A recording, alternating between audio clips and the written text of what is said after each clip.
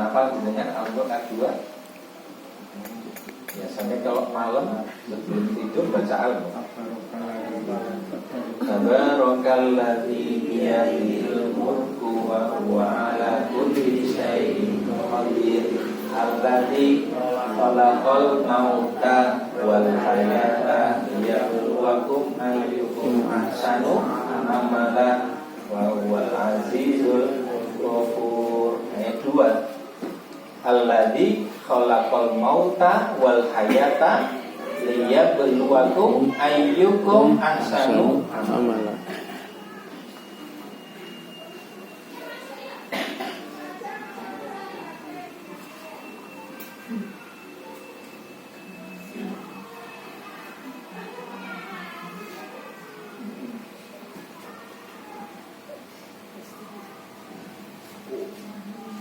Liyabluwakum ayyukum ahsanu amala.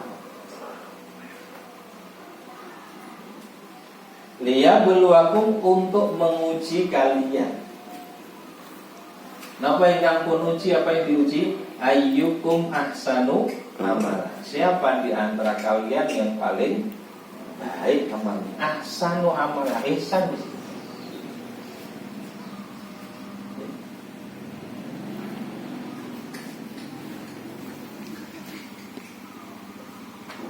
Amal yang ihsan. Ini kan pun uji, ini yang diuji. Pengujiannya pada kualitas amal yang dilakukan.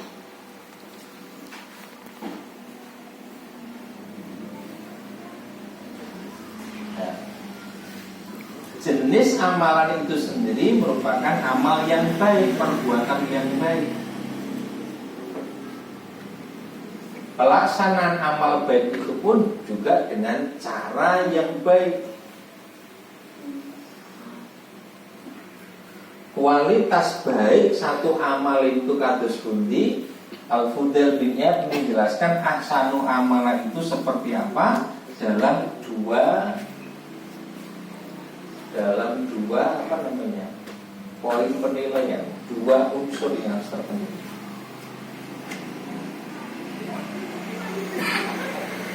Satu terkait dengan niat, dua terkait dengan kaifiyah.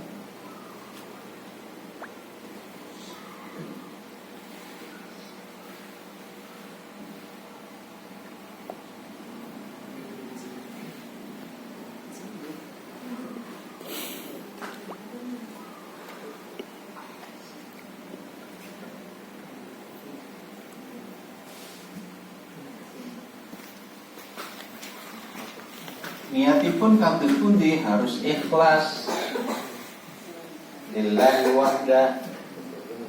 Al-ikhlas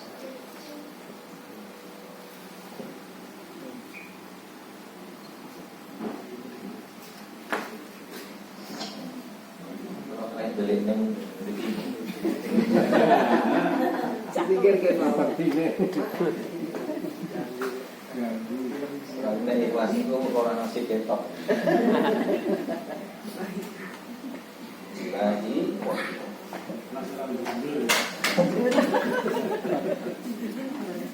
ada seninya.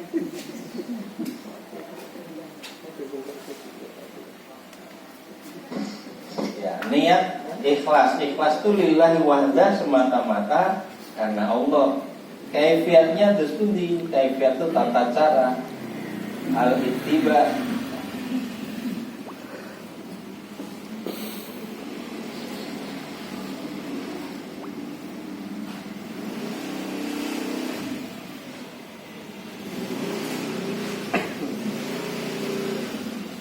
Kaifiatnya harus al-ittiba. Apa ittiba itu? Ala millati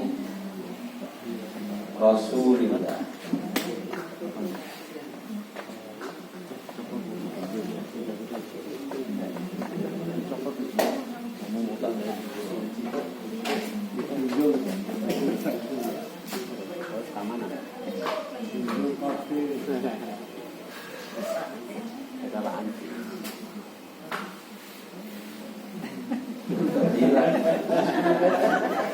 Jadi kita amal iki.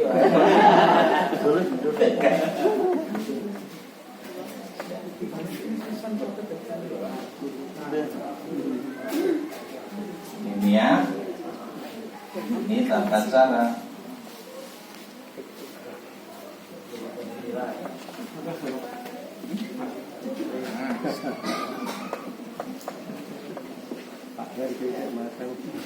Ini kalau dirinci nanti masuk ke 3 poin ini. Ittiba untuk mengikuti Rasul, ala millati Rasulullah, mengikuti ya millah agama tata cara yang diajarkan Rasulullah. Yang diajarkan Rasulullah dirinci di sini itqan dan jaudatul adab, profesional dan diselesaikan dengan tuntas. Jadi pertama, ihsan dalam pengertian kualitas tindakan atau kualitas amal. Dan sekali lagi ini wajib, Allah mewajibkan. Innallaha katabal ihsan ala kulli syai'. Sesungguhnya Allah mewajibkan ya kepada kita untuk berlaku ihsan dalam segala hal. 1, hukumnya wajib. 2, berlaku dalam segala hal. Tidak hanya sholatnya, tidak hanya baca Qur'annya, tidak hanya puasanya, tapi juga ihsan dalam segala amal baik yang diperintahkan oleh Allah. Silaturahim, ya, kemudian berbicara, duduk, bergaul dan sebagainya, berlaku kewajiban ihsan. Yang kedua, ihsan. Ya, istilah ihsan di dalam Quran selain bermakna kualitas amal atau kualitas tindakan, juga dimaknai sebagai perbuatan yang baik. Konotasi umumnya dalam hubungan sosial. Misalnya di surat Al-Baqarah ayat 177.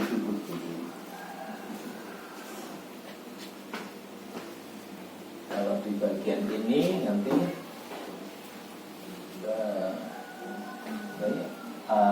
Al-Mulk ayat 2, kemudian juga surat Al-Ankabut 69.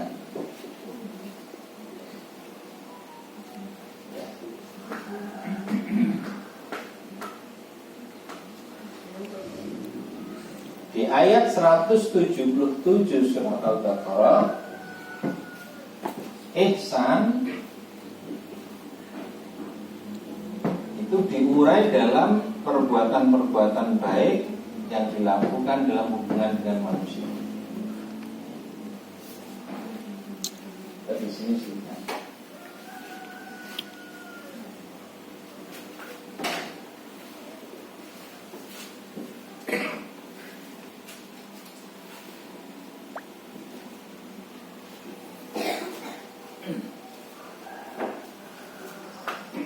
Al-Baqarah 170. Asal mana ala hubbihi dawil qurba wal yatama wal masakin. Laisal birra. Ya. Itu wujuhakum qibala al-masyriq wal maghrib. Wa atal mana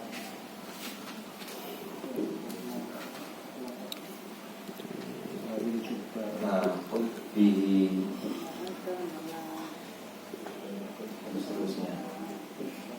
Wa atal mala ala hubbihi dawil qurba wal yatama wal masakin, memberikan harta yang dicintainya kepada kerabat, anak yatim, orang miskin dan seterusnya.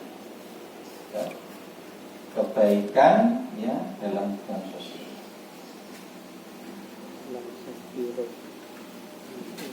Nah, ini disebut ihsan setidaknya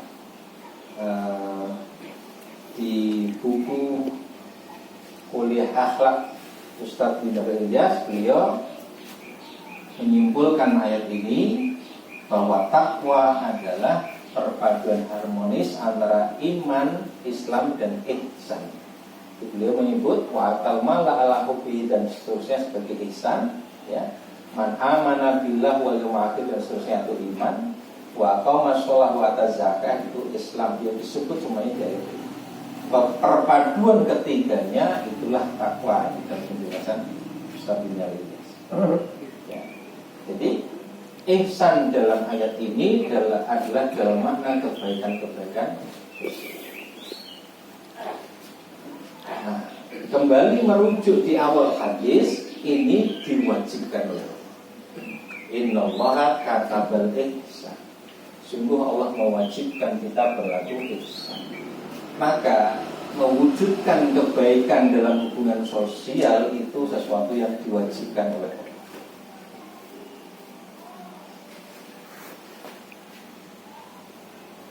Nah, setelah kalimat pokok ini, innallaha katabal ihsan ala kulli syai'in, lalu Nabi menyebut kalimat berikutnya adalah contoh kasus, ya.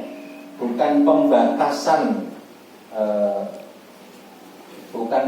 pembatasan makna ihsan dalam apa yang disebutkan berikutnya, tetapi apa yang disebutkan berikutnya adalah contoh kasus aplikasi ihsan, contoh kasus praktek ihsan itu sebenarnya. Ya. Baik dalam makna pertama maupun dalam makna kedua. Dalam makna kedua, di sini dua kasus yang disebut oleh Nabi terkait dengan membunuh dan menyembelih. Jadi kalimat berikutnya ini contoh kasus. Contoh kasus untuk memperjelas makna ihsan agar bisa kemudian kita mempraktekkan. Contoh kasusnya disebut di dalam hadis ini dua. Satu, membunuh. Ini memang diambil contoh kasusnya ekstrim membunuh,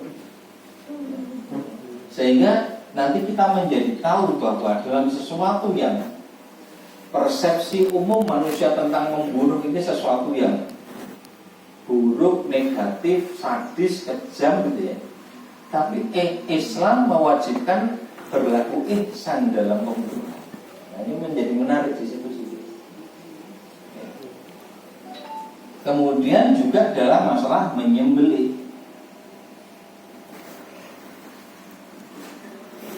Ini pada orang, pada binatang ya. Ada juga yang menyembelih orang ya. Ya, dua kasus ini diangkat oleh Nabi untuk menjelaskan makna ihsan.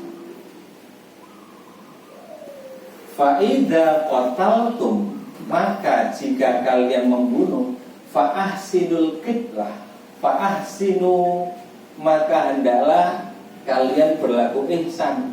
Al-qitlah dalam pembunuhan.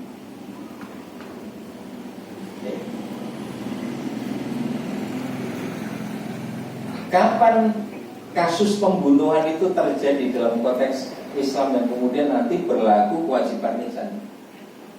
Bisa dalam kasus peperangan jihad fisabilillah, bisa dalam penegakan hukum yang hukumnya harus hukum bunuh seperti qisas, rajam dan seterusnya. Ya. Maka berlaku ihsan menjadi kewajiban dalam praktek-praktek membunuh. Di sini nanti akan tampak perbedaan sama-sama membunuh dalam tuntunan Islam dan membunuh dengan mereka tidak menggunakan tuntunan. Perang misalnya, peperangan di dalam Islam itu syarat dengan akhlak. Disitulah ihsan. Ya. Tidak boleh melakukan pembunuhan tanpa alasan yang bisa dibenarkan. Ya. Yaqtuluna nafsa bi ghairil haqqi, sering disebutkan dalam Quran. Membunuh jiwa tanpa alasan yang dibenarkan. Maka alasannya harus bisa diterima terlebih dahulu. Ya. Apakah karena peperangan jihad fisabilillah, apakah karena membela diri, apakah karena menyelamatkan harta dan seterusnya, yang itu bisa digunakan. Lalu tata caranya pun juga diatur. Dalam peperangan Fisabilillah sekalipun tidak boleh ya, merusak atau merobohkan tempat ibadah, tidak boleh membunuh perempuan dan anak-anak, ya, tidak boleh menebang atau merusak pohon-pohon atau membumi hanguskan, tidak boleh. Itu aturan peperangan di dalam Islam. Dan dalam persepsi umumnya orang ini seolah-olah sesuatu yang mustahil. Perang kok mikir koyo ngono kan itu. Sopan banget. Tapi begitulah, itu dipraktekkan. Ya, dipraktekkan di dalam Islam. Inilah perbedaannya, karena dalam Islam peperangan itu bukan untuk menghabisi, peperangan itu bukan untuk menghancurkan. Peperangan itu justru untuk menghentikan kezaliman, menghadirkan kedamaian. Kalau pihak musuh itu mau berdamai, kan perang dihentikan. Di dalam Islam begitu. Opsinya kan 3. 1, masuk Islam. Gak mau masuk Islam, boleh tetap dengan kekafirannya, tapi mau hidup damai. Gak mau tetap kafir dan memusuhi Islam, kalau ini baru berlaku perang. Ya. Itu pun masih dengan akhlak-akhlak seperti itu. Nah, begitupun dalam penyembelihan, sekalipun itu binatang, jangan mentang-mentang binatang lalu semena-mena. Islam tetap mewajibkan berlaku ihsan dalam penyembelihan. Wa idza dzabhtum fa ahsinul dzibha. Kalau engkau menyembelih, berlaku ihsanlah dalam penyembelihan. Terus diberi beberapa penjelasan secara teknis ihsan dalam penyembelihan seperti apa. Wal yuhidda safratahu wal yuhidda bihatahu. Dua yang disebutkan di hadis ini ihsan dalam penyembelihan. Wal yuhidda ahadukum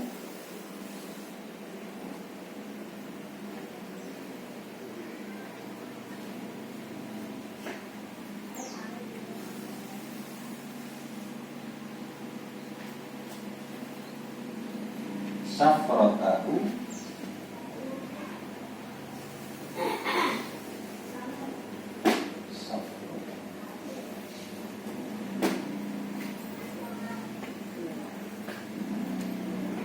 wal yuhidda ahadakum safratahu.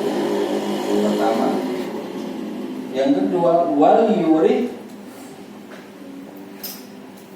yuhidda ahadukum safratahu fal yuridda bihatahu.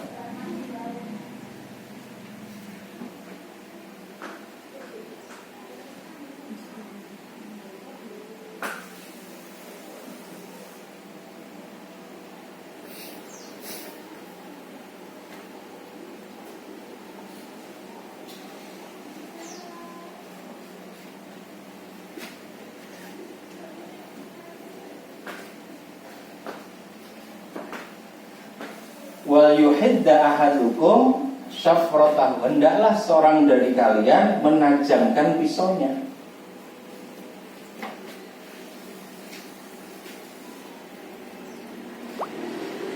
Menajamkan pisaunya. 2, fal yurid dabihatahu.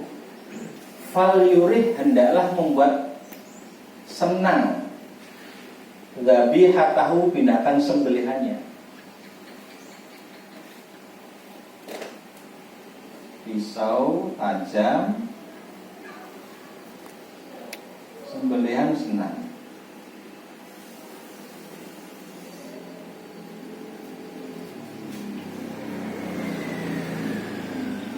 Di prakteknya tanya Pak Widi ya, sudah nyembeli. Caranya bensin dibeli ora loro-loro banget, nyaman ya saat disembelih seperti apa.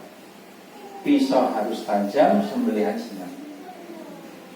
Di antara rinciannya yang dijelaskan oleh para ulama, misalnya tidak boleh mengasah pisau di hadapan binatang sembelihan yang mau disembelih. Tidak boleh, itu keras. Ya. Ya. Tidak boleh juga menyembelih di hadapan binatang sembelihan lain yang akan disembelih. Ya. Yang ketiga, disembelih pada bagian yang segera mematikannya. Namanya urat apa kalau itu? Kerongkongan apa ya? Ada tiga bagian. Itu yang harus potong. Harus segera mati.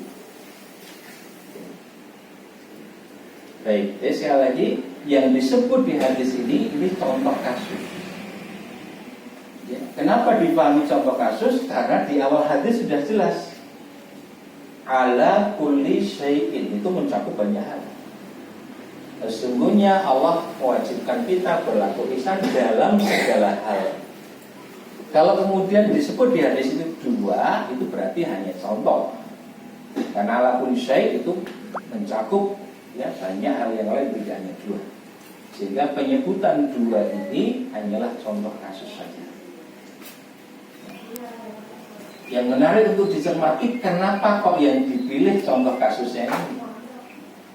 Karena dalam kasus membunuh, menyembelih, jadi persepsi umumnya mungkin tidak ada kewajiban untuk berlaku ihsan. Ya, yang sering terlibat itu dominasi emosi, nafsu. Tapi Islam membimbing kita dalam persoalan yang di situ nafsu bisa dominan, itu harus dikendalikan. Nah, itu indahnya kami. Wallahu a'lam bishawab. Saya kira itu menuntaskan hadis ke-17 ya, yang kemarin ya, belum tuntas. Baik, ada yang mau ditanyakan terlebih dahulu?